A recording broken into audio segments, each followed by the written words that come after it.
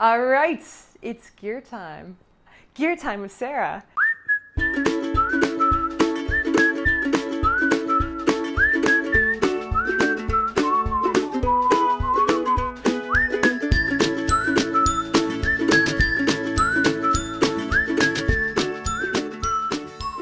The run, I will wear a watch with GPS, and I will wear a heart rate monitor.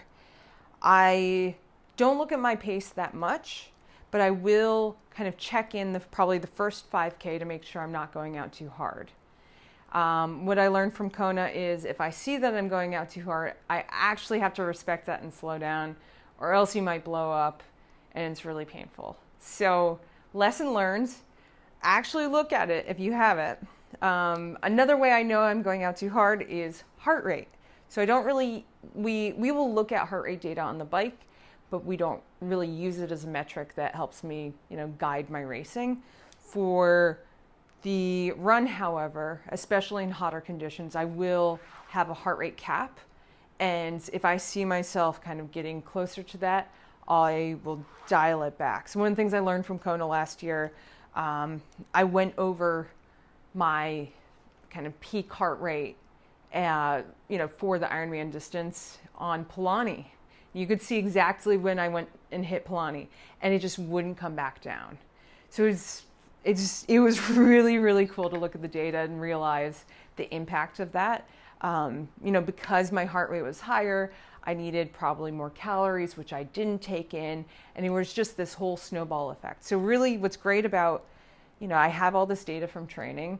We know ranges where I can sustain it for a longer distance, and not using it to kind of cap my performance, but to guide my performance, I would say. All right, I don't wear socks on the bike, but I will wear them on the run.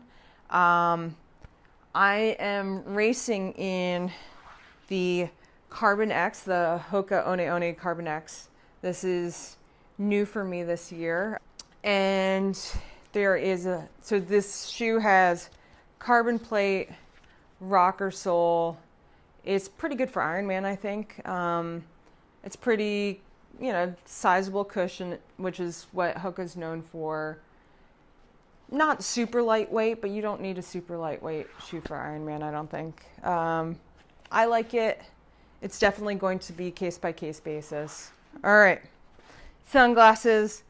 I will pack extra lube and sunscreen in my bags, because sometimes places chafe and you need to just reach down and make sure you get a little protection. Sometimes it's a little sunny. You need to put a little sunscreen on the fly. What other fun things? Oh, nutrition.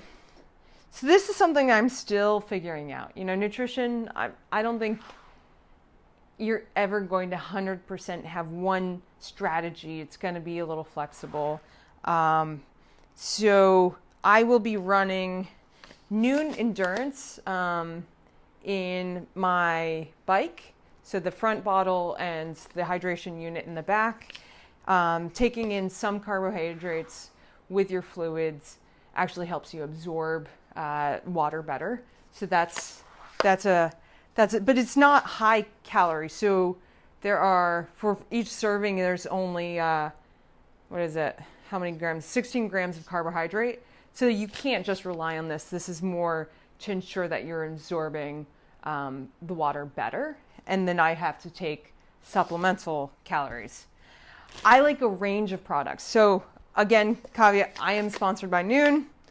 I do not have a race day nutrition sponsor because I believe in having a range of products. I don't want to be wedded to one brand. I've tried out a whole bunch of things. I don't like traditional gels. I won't throw any gel companies under the bus, but the kinds that stick to your mouth and leave the snail trail that just gets all over you and your bike. Not a fan here. I respond really well to SIS, but these are quite bulky. So I like them on the run because if your mouth is a little dry, they go down easily. This isn't really gel.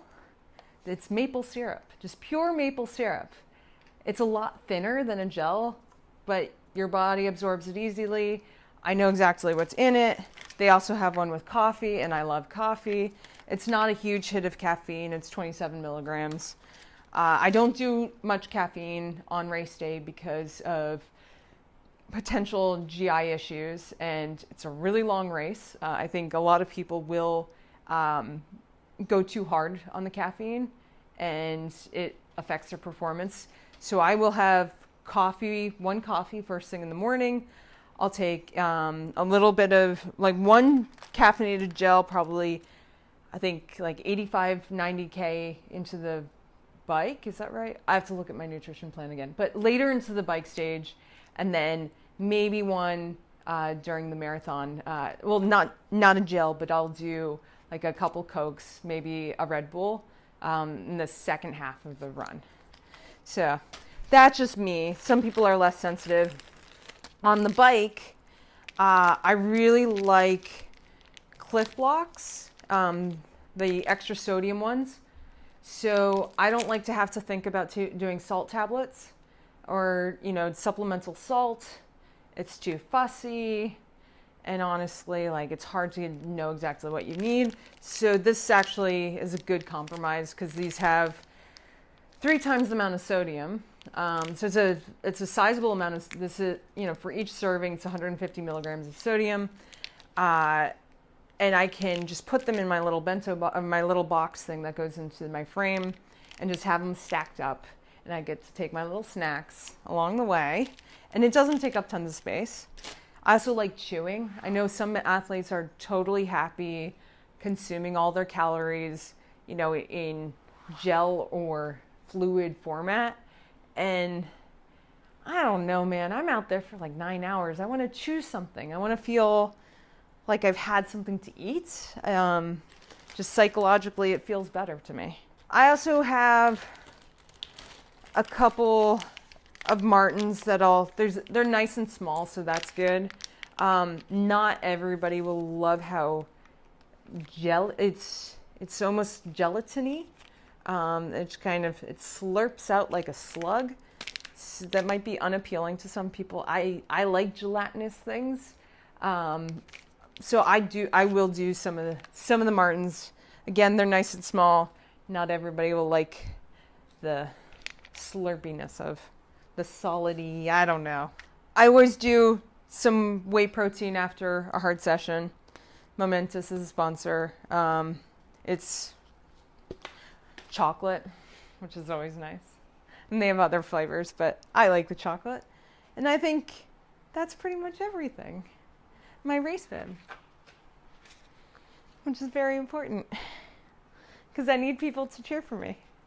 So yeah, I think I'll have other things that I put into my bags, but that's the bulk of it. That's most of what I have on race day. I'm going to make some changes, I'm sure, over the course of the year. But that's what's kind of fun about triathlon is you're always changing, you're always adapting and learning.